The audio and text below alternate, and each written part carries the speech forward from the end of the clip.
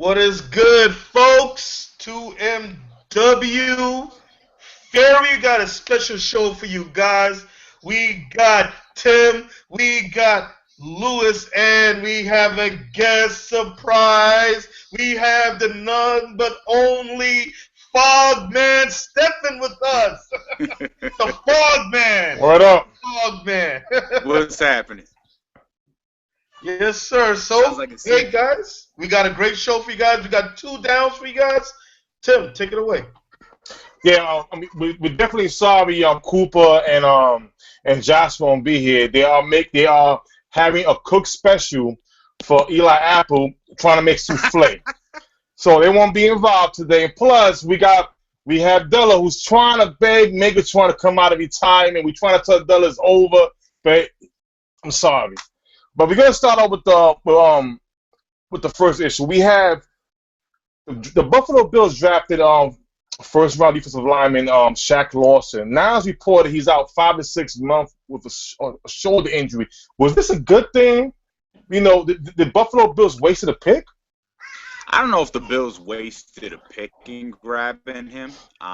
You look at it, it seems like to be a Clemson player's history at this point, with Dante Fowler having an issue coming in. But realistically, you didn't waste a pick by getting this guy. Bill was actually the first team that flagged him, and his shoulder possibly being a problem. So I don't. Again, it's bad because you got Watkins going down as well, and it hurts Buffalo's season. But at the end of the day, his health is going to be more important. If you get it corrected now, and you got him later on down the road, you got a solid pass rusher there. So I don't think you're losing anything by having him sit out the season and get ready for. No, I definitely agree. What about you, Lou? Louis, you there? He might be technical difficulties. All right. Well, here's the thing. I couldn't agree with you more because I like Buffalo's defense right now as it is, and I think I believe they have the right guys to even fill in until Shaq Lawson gets ready. It's a great investment down the road. You know, every rookie is not supposed to come in and be the savior of your team. It's supposed to be the veterans you have around you already. He's supposed to just fill in and take over. So this is not a bad move. If I'm a Buffalo fan, I'm not even worrying about it. I like the defense the way it is. To me, the problem is the offense. So I would just relax and let this young man get healthy. How about you, Lou? How you feel about Shaq Lawson deal with losing out for 5 to 6 months? My biggest thing is that I think that their defense is pretty much based. Their entire season hinges on that defense right now. So losing him is really big. And if they can't do anything for the first 2 months without him, the season may be over by the time he even gets healthy to get on the field and make an impact. Oh, wow. Okay, well, we're gonna move on to a former Seattle Seahawk, Brandon Mebane. Brandon Mebane is now signed with the San Diego Chargers and has come out and say the Chargers defense is better than Seattle Seahawks defense. I'm shocked. I mean, listen, my personal feeling is this. You haven't even played a snap yet with the San Diego Chargers. Not a snap. I don't see a Richard Sherman on that defense. I don't see not even a Michael Bennett on that defensive line. Bosa ain't that good yet. He hasn't played yet. So for you to compare the Chargers to the Seattle Seahawks, and you haven't even played it down yet with the Chargers, that's crazy. How do you guys feel about that? I don't see a problem with it because, again, if you look at what he said, if you read the article, right, it was about talent. He said that team has more talent than the Seattle Seahawks team did, based on what they drafted and the players that they drafted over the course of the last 4 or 5 years. Since 2011, if you look at the players that they drafted, you've got Brandon Flowers, Corey Lugitt, Melvin Ingram, Jason Verrett.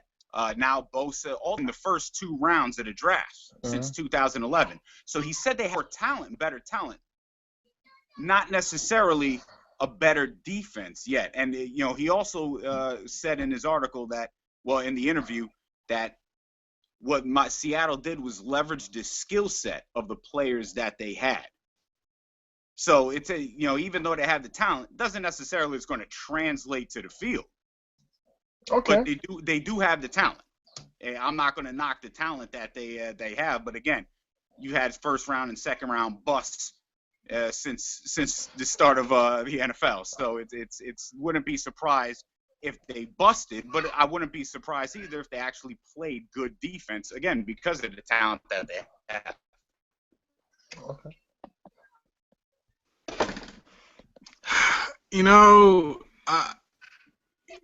I get it, but I don't at the same time. Let's go position by position, or like positional group by positional group. You look at the Seahawks, you look at their defensive line, you're talking Michael Bennett, Cliff Averill, Jordan Hill, Ty Rubin, draft Jerron Reed, they have Frank Clark last year. If I'm looking against San Diego, you're talking about Brandon Mebane, Corey Liggett, Joey Bosa. Outside of that, the depth gets really thin. You got a bunch of guys right behind them.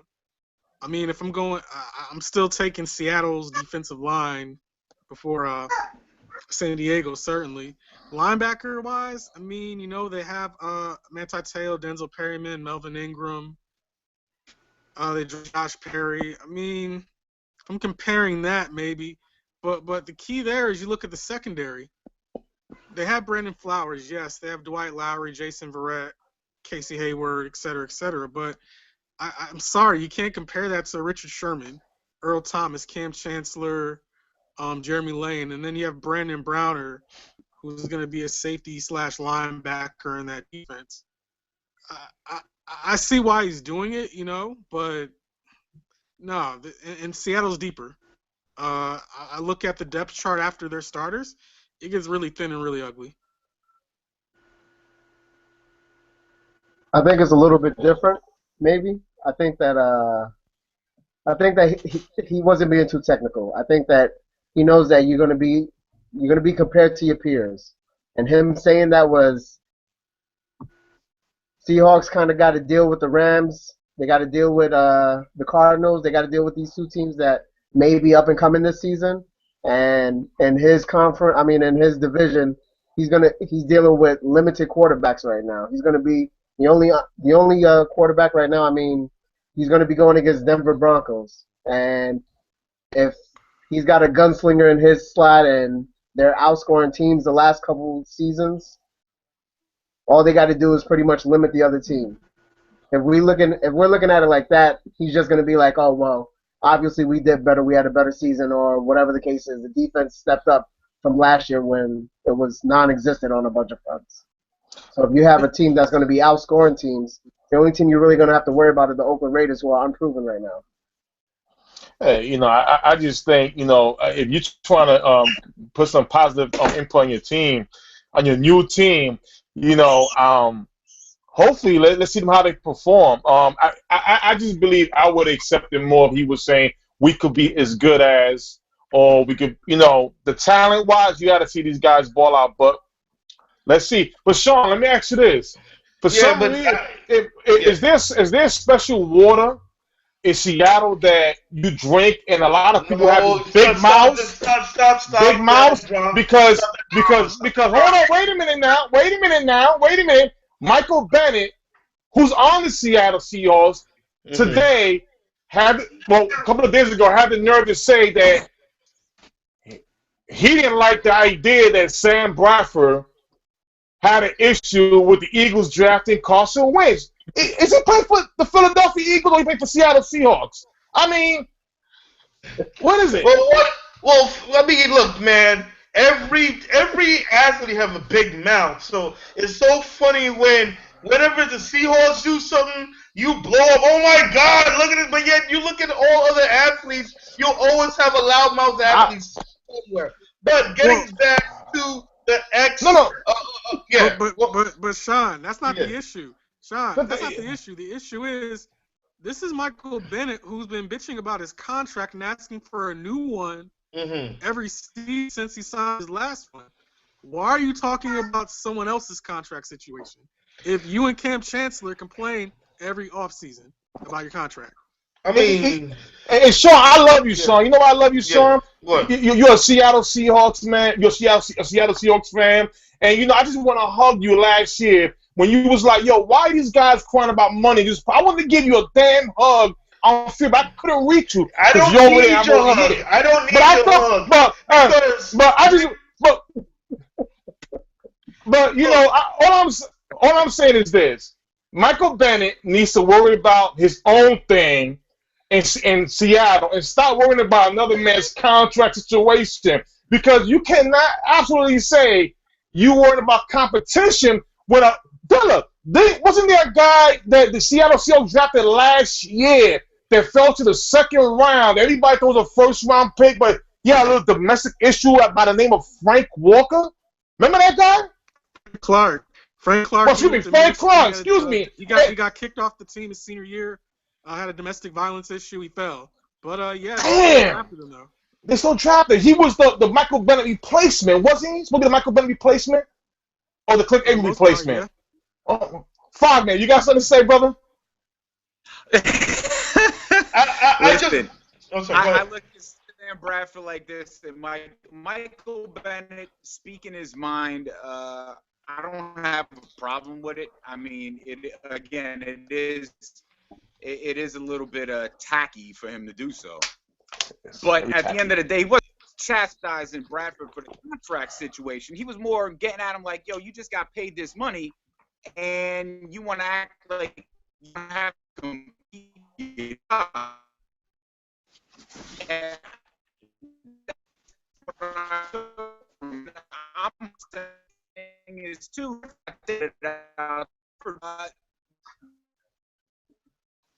Hey, Fog, I think we're having technical difficulties with your connection. Yeah. Yeah, 1 second, Fog. Bradford and say, okay, there you go. Yeah, your connection. This guy, he feels he doesn't put a position. I think your Fog Powers is taking over your feed. You probably would need to check your connection there, Fog. But all right, well, Tim, you there? Yep. Yes, sir. I'm here. We're here. All right, but the point I was trying to get at is that, he did say that, but you know what? Between him and Chancellor, I wouldn't feel bad if they feel that way, that we can trade for something out of. If they want to go somewhere, they feel that they want a better contract. I say, hey, what can we get for them? Because it seemed like our offense is coming up. I think we need to work a little bit on our O-line. If they're really that unhappy, how much can we get for them? But there's one other person, guys, you forgot to mention when you guys was listing out all the defensive talent on the Seahawks. One of the biggest defenses is Bobby Wagner, which no one really brought up. I just have to put his name out there because he deserves a lot of respect for the Seahawks.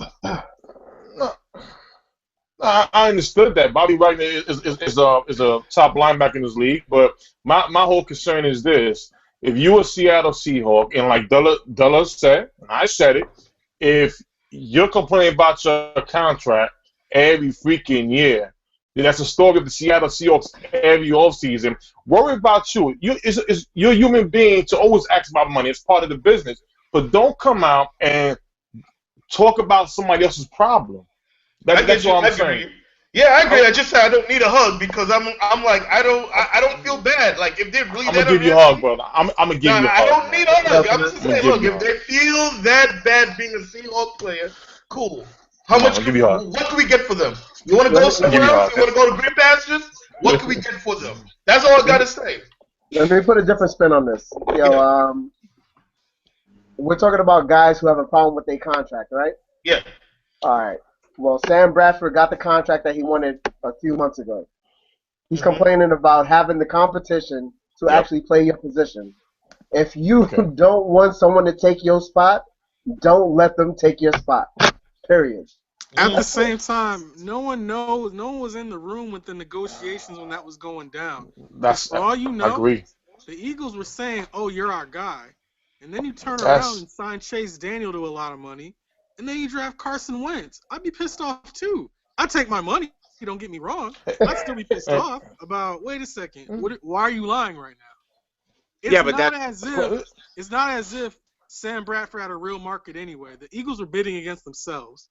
So if at the end of the day they're like, all right, well, we think you're a good, okay, we think you're a good right now, but maybe not the future.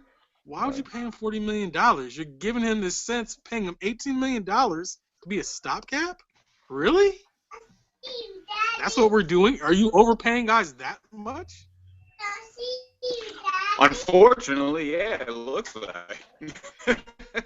It's like the ghost of Achilles still there and he's still alive. No. Well, I'm sorry, Bob, you were saying something? I said, unfortunately, it looks that way. They're paying for a stopgap because they only got him for 2 years. They only signed him for 2 years. He part of the contract. But again, if he 1 year, he could have dealt with it in-house as opposed to doing what he's doing now. Well, it's like Della said. We don't know, and I know Doug Peterson came out and said that when he saw the tapes of Sam Bradford, he already said that was his guy. Now, I believe on NFL Network they were saying today that Doug Peterson never didn't care for Carson Wentz. It was that was really a Howie Roseman move. But here's the thing: it's not normal to sign a quarterback for the amount of money you signed Sam Bradford to. I'm not even talking about the Chase Daniel deal because the Chase Daniel deal, we look at it as a 3-year deal where he's the emergency guy. Plus, he's going to be the guy to teach the rookie and the starter to get them familiar with the offense. Then when you sign Sam Bradford, I could understand Bradford be giving you a 2-year deal because we don't know how you're going to do in this offense. But what happens is now Bradford is, all right, they're going to give me another shot.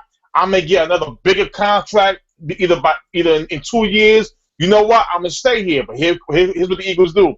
You mortgage all your draft picks for Carson Wentz. So as a quarterback, like Bella said, I'm going to take it as no matter what I do this year, you still going to have Carson Wentz come in.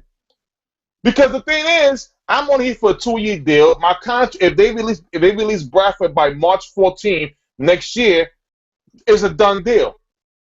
On top of that, Chase Daniels is here for 3 years. So he's here another extra year. So he's going to be the guy to be there with Carson Wentz while he grows. So, to me, it was a bad deal. And you never know how – I give it to you like this. Remember Deshaun Jackson when he was promised of getting a new contract when he was holding on the offseason a long time ago, and then he had to put up that big insurance on him, and then once the season started, he was playing football, but not the way he's supposed to play because he didn't want to get hurt. Do not be surprised. You see the same thing with Sam Bradford, where he does what he just do, because you know what? No matter what I do, win or lose, I'm not here next year. And that's it. And that last word, we're moving on to the next and final down, guys. We're going to the second down and Hail Mary touchdown. Catch you guys soon. We'll be right back. All right.